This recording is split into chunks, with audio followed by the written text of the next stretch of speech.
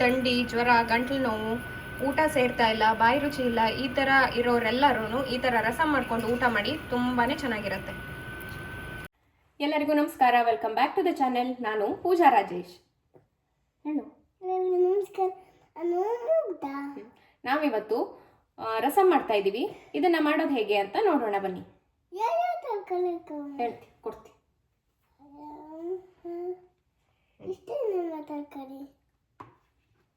ತುಂಬಾನೇ ಈಸಿಯಾಗಿ ಮಾಡ್ಬೋದು. ಇದನ್ನ ಮಾಡೋದು ಹೇಗೆ ಅಂತ ನೋಡ್ಕೊಂಡು ಬರೋಣ. ಈ ಪಾತ್ರೆಯಲ್ಲಿ ನೆಲ್ಲಿಕಾಯಿ ಗಾತ್ರದಷ್ಟು ಹುಣಸೆ ಹಣ್ಣನ್ನು ತಗೊಂಡಿದ್ದೀನಿ. ಇದನ್ನು ಬಿಸಿ ನೀರು ಹಾಕಿ ನೆನೆಸಿಡಬೇಕು.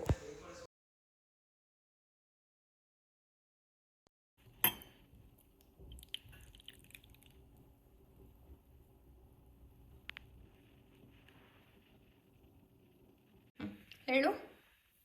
ಇದು ಟೊಮೆಟೊ, ಇದು ಬೆಳ್ಳುಳ್ಳಿ, ಬೇವಿನ ಸೊಪ್ಪು, ಇದು ಜೀರಿಗೆ, ಇದು ಪೆಪ್ಪರು, ಇದು ಕೊತ್ತಂಬರಿ ಬೀಜ. ಇದಿಷ್ಟು ಬೇಕು. ಗೊತ್ತಾಗ್ತಮ್ಮ.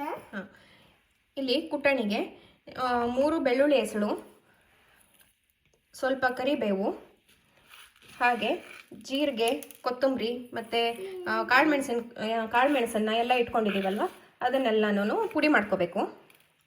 ನೀವು ಜಾಸ್ತಿ ಕ್ವಾಂಟಿಟಿಯಲ್ಲಿ ಮಾಡ್ತಾ ಇದ್ದೀರಾ ಅಂತಂದರೆ ನೀವು ಇದನ್ನೆಲ್ಲ ಮಿಕ್ಸಿಗೆ ಹಾಕಿ ನೀವು ಇದನ್ನು ಪೇಸ್ಟ್ ಮಾಡ್ಕೋಬೋದು. ನೀರೇನು ಹಾಕಬಾರ್ದು, ಹಾಗೇ ಇದನ್ನು ತರಿಯಾಗಿ ಇದನ್ನು ಪೇಸ್ಟ್ ಮಾಡ್ಕೋಬೇಕು.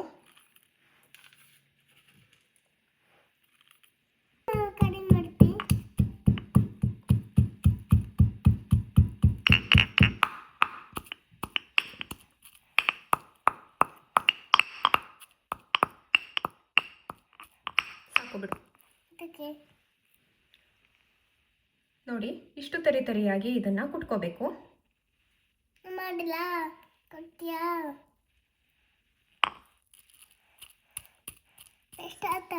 ಪೇಸ್ಟ್ ಆಜು ಸಾಕು. ಒಂದು 1/4 ಚಮಚದಷ್ಟು ಕೊಬ್ಬರಿ ಎಣ್ಣೆನ ಹಾಕ್ತಾ ಇದ್ದೀನಿ. ಇದು ಸ್ವಲ್ಪ ಬಿಸಿ ಆಗಲಿ.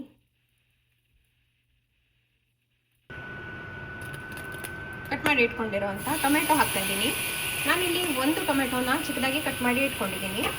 ನಿಮಗೆ ಹುಳಿ ಜಾಸ್ತಿ ಬೇಕು ಅಥವಾ ಜಾಸ್ತಿ ಕ್ವಾಂಟಿಟಿಯಲ್ಲಿ ಮಾಡ್ತಾ ಇದ್ದೀರಾ ಅಂದರೆ 2 ರಿಂದ 3 ಟೊಮೆಟೊ ಹಣ್ಣನ್ನು ನೀವು ತಗೋಬೋದು.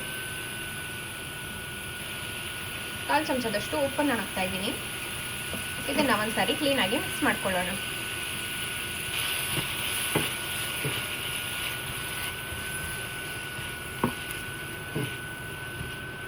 ಸ್ವಲ್ಪ ಬೆಂದ ಮೇಲೆ ಇದಕ್ಕೆ ಒಂದು ಚಿಟಿಕೆ ಇಂಗನ್ನು ಹಾಕ್ತಾ ಇದ್ದೀನಿ.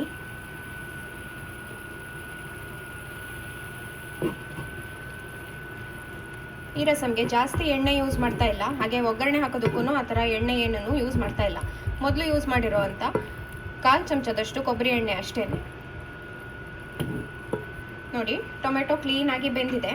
ಇವಾಗ ನಾವು ಇಲ್ಲಿ ಕುಟ್ಟಿ ಇಟ್ಕೊಂಡಿರೋವಂಥ ಮಸಾಲಾನ ಆ್ಯಡ್ ಮಾಡೋಣ.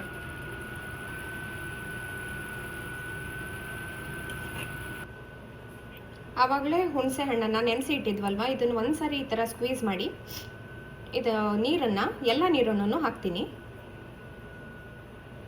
ಈ ತಿರಳನ್ನೆಲ್ಲ ತೆಗಿಬೇಕು. ಇದನ್ನೆಲ್ಲ ಏನು ಹಾಕಬಾರ್ದು, ಬರೀ ನೀರನ್ನಷ್ಟೇ ಹಾಕಬೇಕು.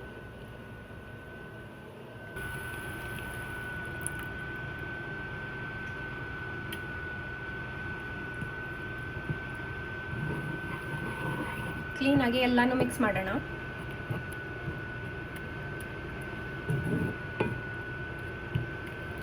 ಹಸಿಮೆಣಸಿನ್ಕಾಯಿ ಅಥವಾ ಒಣಮೆಣಸಿನ್ಕಾಯಿ ಆ ಥರ ಯಾವುದನ್ನು ಹಾಕಿಲ್ಲ.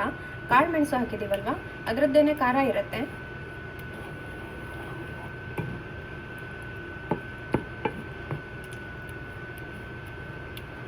ಟೊಮೆಟೊ ಎಲ್ಲ ಸ್ವಲ್ಪ ಮ್ಯಾಶ್ ಮಾಡಬೇಕು.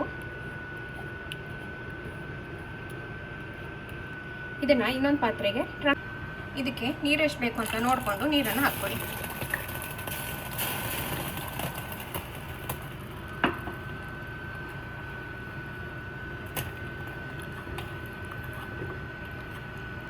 ರುಚಿಗೆ ತಕ್ಕಷ್ಟು ಉಪ್ಪನ್ನು ಹಾಕ್ತಾ ಇದ್ದೀನಿ.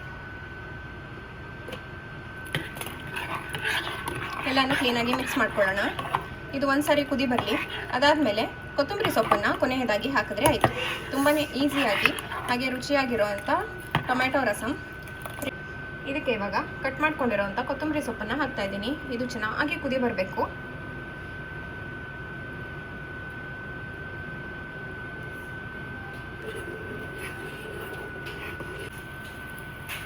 ನೋಡಿ, ಇದು ಇವಾಗ ಚೆನ್ನಾಗಿ ಕುದಿ ಬರ್ತಾ ಇದೆ.